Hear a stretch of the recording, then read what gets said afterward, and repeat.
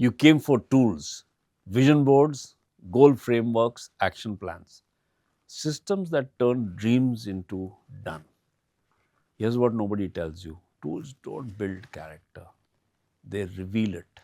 Most vision boards fail not because the goals are wrong, but because we build them from the wrong end. We are told to believe it to achieve it. Visualize the future, feel it until it's real.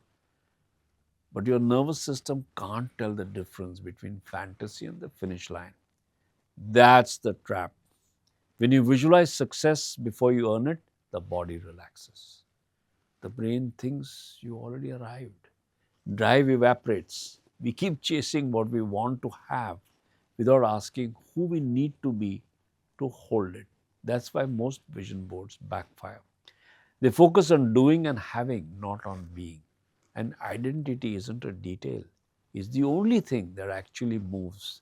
So let's ask the question vision boards never ask: what changes when you start from being, not doing?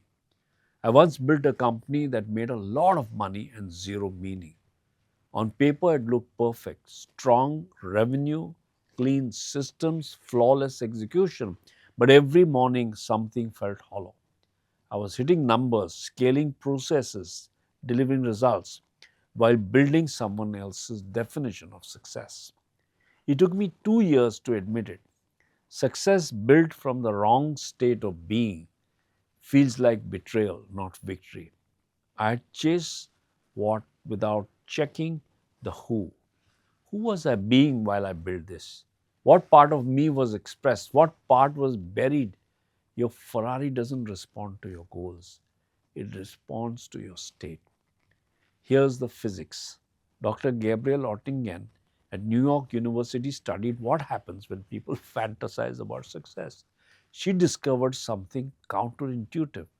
Positive fantasy decreases action. When you imagine the outcome as if it already happened, your blood pressure drops, the body relaxes. The nervous system interprets fantasy as completion, and the drive dies before the work begins. In leadership, that's the trap of vision boards that start with having instead of being. You put the revenue goal on the wall, see yourself in the freedom, and your brain thinks you're already there. Identity precedes initiative. Being regulates energy. Fantasy dissipates it. The breakthrough isn't in visualizing what you want, it's in becoming who you need to be to earn it. Here's the data. When who you're being matches what you are building, execution speeds up. When leaders operate from misaligned identity, decision fatigue arrives, motivation collapses, and burnout accelerates. In short, being and doing either align or collide, and being always wins. Quick pulse check. Think of one goal on your board right now. If it becomes real tomorrow, would your current identity be strong enough to hold it without breaking your calendar, your team, or your sanity? Let me show you this in practice. I worked with Navin Sadrangani, founder of ClearTrip. His marketing team executed flawlessly, campaigns on time, budgets on target, but every campaign felt soulless. I asked, who are you being while you chase what you want? He paused and realized the truth. They were operating as handlers, managing transactions, optimizing funnels, while customers wanted hosts, people who cared about the journey, not just the booking. We rebuilt their brand identity: hosts, not handlers, being before doing. Within a year, NPS climbed, market share rose, effort turned into elegance because being and doing finally moved in sync. The Ferrari didn't just go faster, it glided. What Naveen found wasn't a tactic, it was architecture, an identity system that aligned who they were with what they were building. A rhythm where being calibrated first and doing followed naturally. That's what happens when the nervous system and the strategy speak the same language. Here's the truth that changes everything. You didn't build a vision board to be more successful. You built it to be more free. Freedom doesn't come from achieving more, it comes from being more aligned. Every time you chase a goal from the wrong identity, you decorate the cage. Bigger numbers, better systems, shinier outcomes. Still a cage because the who underneath hasn't changed. The vision board shows the life you want. The being underneath determines the life you get. So, what's the shift? Stop asking, what do I need to do to hit the goal? Start asking, who do I need to become so this goal feels inevitable? Your current identity got you here, it won't get you there. The CEO who built 3 million through hustle won't reach 10 by the same being.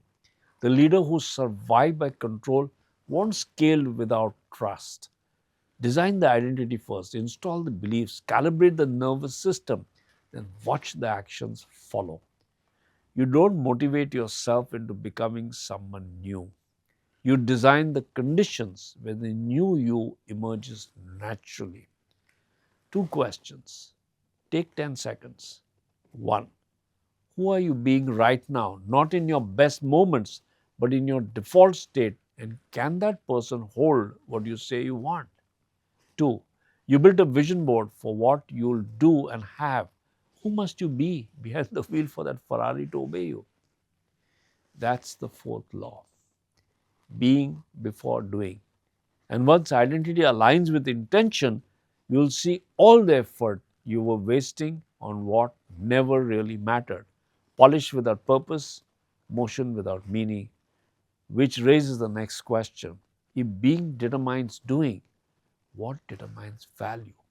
Next, we'll explore the law of value differential and why the universe doesn't reward your effort. Let's take a moment with this. The adult Santa Claus, vision boards plus blind faith plus wishful thinking, all waiting for magic.